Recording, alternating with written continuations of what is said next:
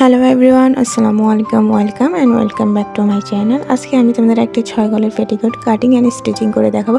তার জন্য আমি এখানে 2.5 গজ পরিমাণ কাপড় নিয়েছি। প্রথমে আমি কাপড়টাকে 4 ভাঁজ করে বসিয়ে নিয়েছি এবং ওই বেল্টের জন্য আমি 6 ইঞ্চিতে মার্জিন দিয়ে দাগ কেটে নিচ্ছি।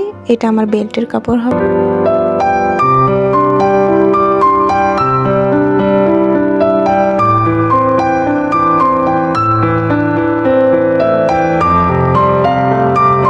তো আমার বেল্টের কাপড়টা কাটিং করা হয়ে গেছে। এবার আমি 4 ভাঁজ করে আবার কাপড়টিকে বসিয়ে নিয়েছি। তো এখানে আমার কোমর হচ্ছে 40 ইঞ্চি, সেজন্য আমি এখানে 5 ইঞ্চি আর হাফ ইঞ্চি এক্সট্রা নিচ্ছি এটাকে সেলাইয়ের জন্য। তো আমি কোনাকুনি করে মার্জিন দিয়ে ফিতাটাকে বসিয়ে এখানে একটা দাগ কেটে নিচ্ছি। এভাবে হচ্ছে আমরা কেটে নেব।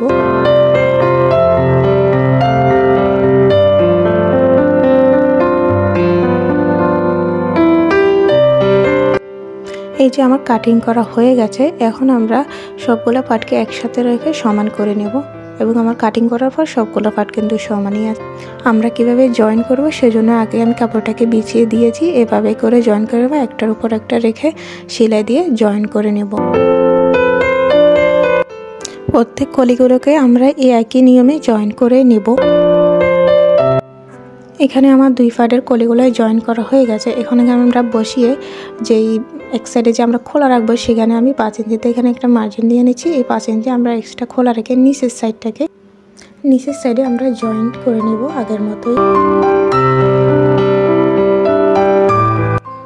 সম্পূর্ণ সাইডটা জয়েন করার পর আমি আমার বেল্টের জন্য যে কাপড়টা কাটিং করেছিলাম সেই পুরোটা কাপড়টা আমাদের লাগবে না। সেখান থেকে আমি 2 ইঞ্চি চওড়া একটা কাপড়কে কেটে নিচ্ছি আমাদের যে খোলা সাইডটা আছে সেখানে এটাকে স্টিচ করার জন্য।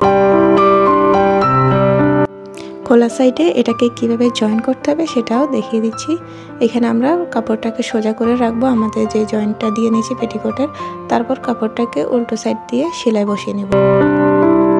কাপড়টাতে সেলাই করার পর আমরা এটাকে এক্সট্রা চাপ সেলাই দিয়ে এটাকে বসিয়ে দিব।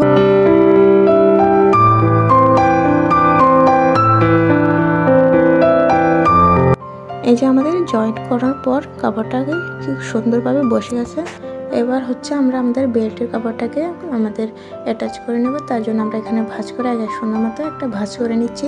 তারপর হচ্ছে আমাদের পেটিকোটটাকে হচ্ছে আমরা উল্টো সাইডে রেখে কাপড়টাকে সোজা সাইড দিয়ে সেলাই করে নেব।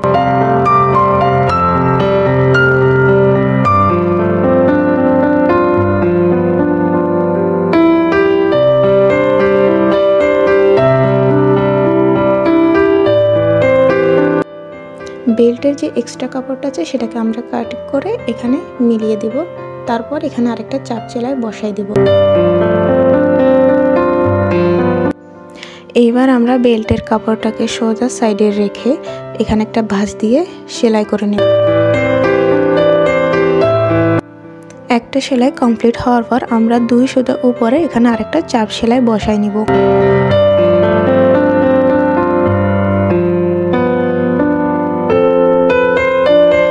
আমাদের বেল্টের কাপড়টা কিন্তু সুন্দরভাবে সেলাই করা হয়ে গেছে। এবার আমরা পেটিকোটের নিচের সাইডে এখানে হাফ ইঞ্চির মতো একটা ভাঁজ দিয়ে সেলাই বসাই নিব।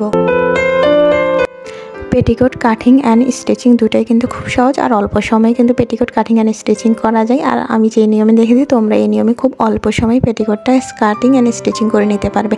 আর যারা এখন আমার চ্যানেলটাকে সাবস্ক্রাইব করেনি অবশ্যই সাবস্ক্রাইব করে বেল আইকনটিকে ক্লিক করে অল করে দেবে, যাতে আমি কোনো ভিডিও ছাড়ার সাথে সাথে তোমার কাছে নোটিফিকেশনটা যায়। তো আজকের জন্য এই পর্যন্ত বন্ধুরা, আল্লাহ হাফেজ।